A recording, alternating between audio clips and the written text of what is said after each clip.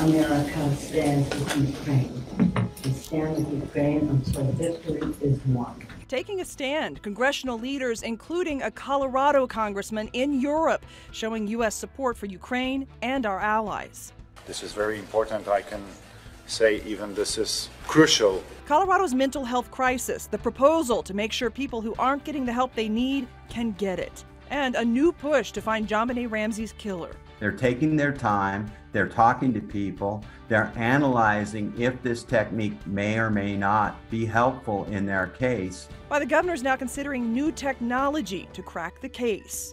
Plus, the Avs are hoping for a long run in the playoffs.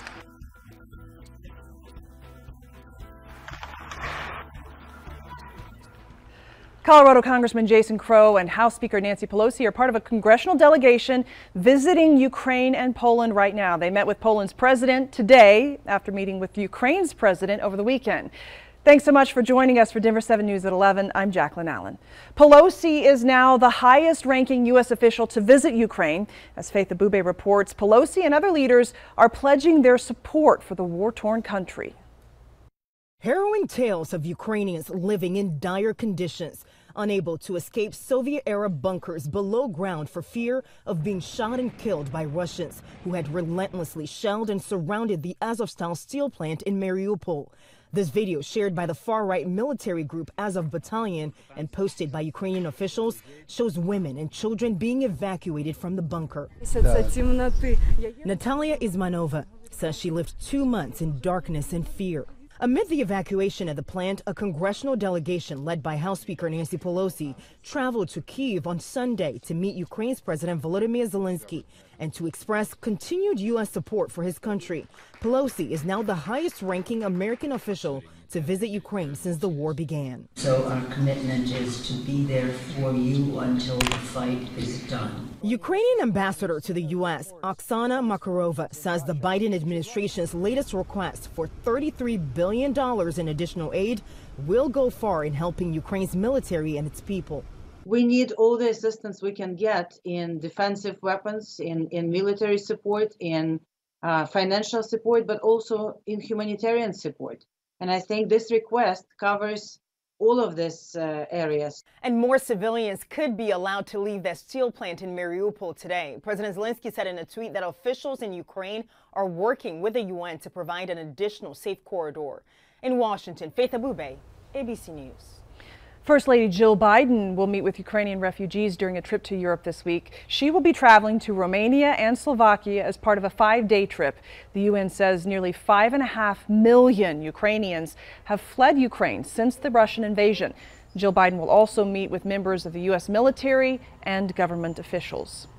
Happening today at the state capitol, Governor Jared Polis and state lawmakers are taking steps to address mental health. The governor will declare May Mental Health Awareness Month in about an hour. There's a bill moving through the state legislature right now that could create a state behavioral health administration. The administration would have to make sure Coloradans can access health care regardless of where they live or their ability to pay. It would also establish things like health grievances, health performance, and behavioral health safety net systems. Governor Jared Polis is also taking steps to cut property taxes in Colorado. He'll be announcing more details at the state capitol this afternoon. We'll keep you posted. And the governor's office says there will be tax cuts for homes and businesses. People can start pre-applying for hundreds of affordable housing units in Denver through the Denver Housing Authority. That's typically open once a year. It's happened now, and there are some qualifications for families or people who are single. There are also categories based on age. For example, when the head of the household is at least 62 years old. Right now, the program has between 250 and 400 units available. Rent is based on income.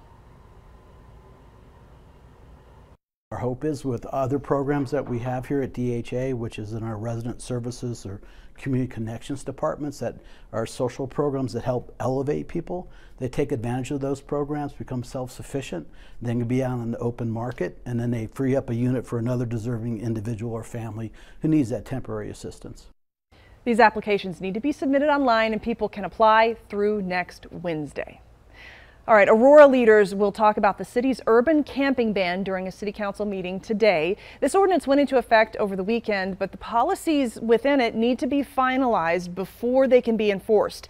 City leaders are looking into a possible day resource center and what will happen to people's belongings after a camp is cleaned up. Governor Jared Polis says the state will look into how new technology could help solve the JONBENET Ramsey murder case. This is in response to a petition asking the state to use genetic genealogy to find JONBENET's murderer. This petition also calls for the case to be transferred from Boulder police.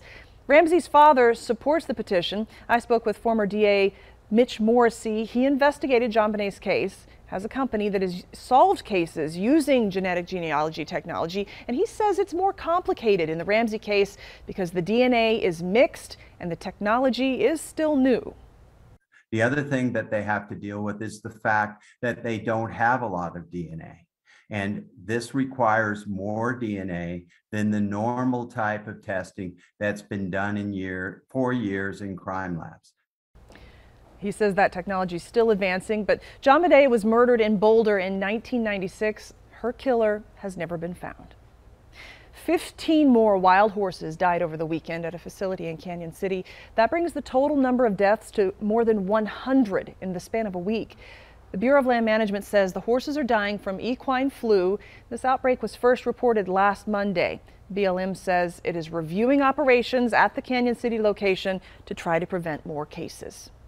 You will soon not be able to get plastic bags at grocery stores in Fort Collins. The city's plastic bag ban went into effect yesterday. Large grocery stores will no longer provide plastic bags, and they will charge you 10 cents for every paper bag. The only exception is if you qualify for income assistance. You'll only pay it a couple times, then realize, hey, maybe I should get some reusable bags and bring them in. I'm sure the plastic bags are pretty bad for our environment, so I'm all for it. And I don't mind paying an extra dime per bag if I forget my reusable ones. Good attitude. A paper bag fee goes into effect across Colorado next year. A ban on plastic bags and styrofoam in most restaurants and stores starts in 2024.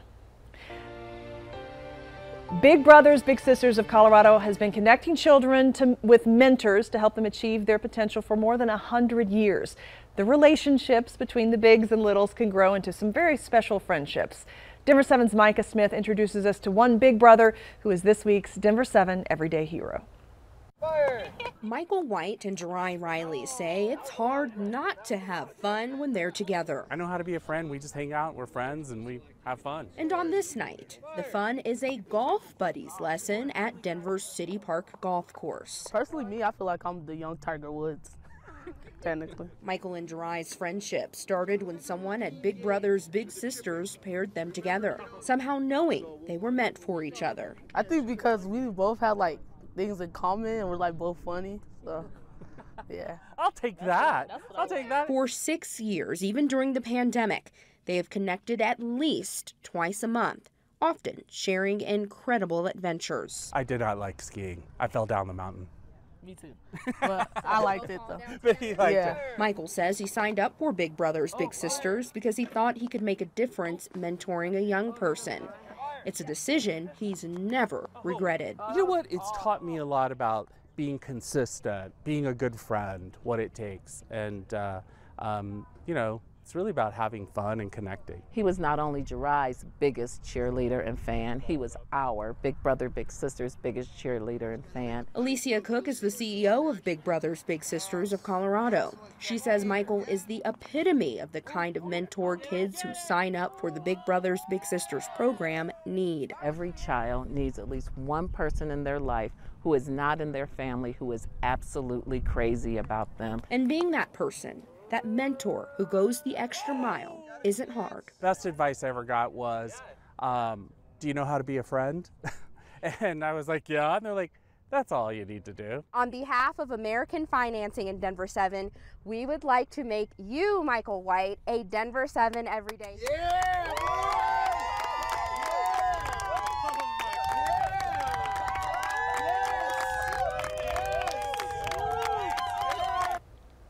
I love that. All right, Big Brothers Big Sisters has a great need for more mentors right now, especially mentors of color. You can learn more about how to help and nominate a hero in your community on thedenverchannel.com.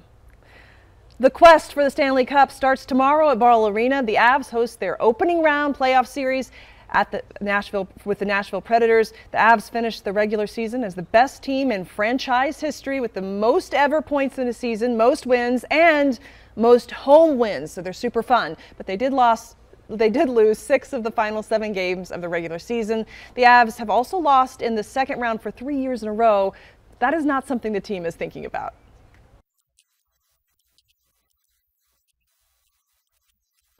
All right, here's part of the Avs playoff schedule. The Game 1 is at 7:30 tomorrow night. Game 2 is Thursday, also at 7:30. The series then heads to Nashville with Game 3 at 2:30 Saturday afternoon.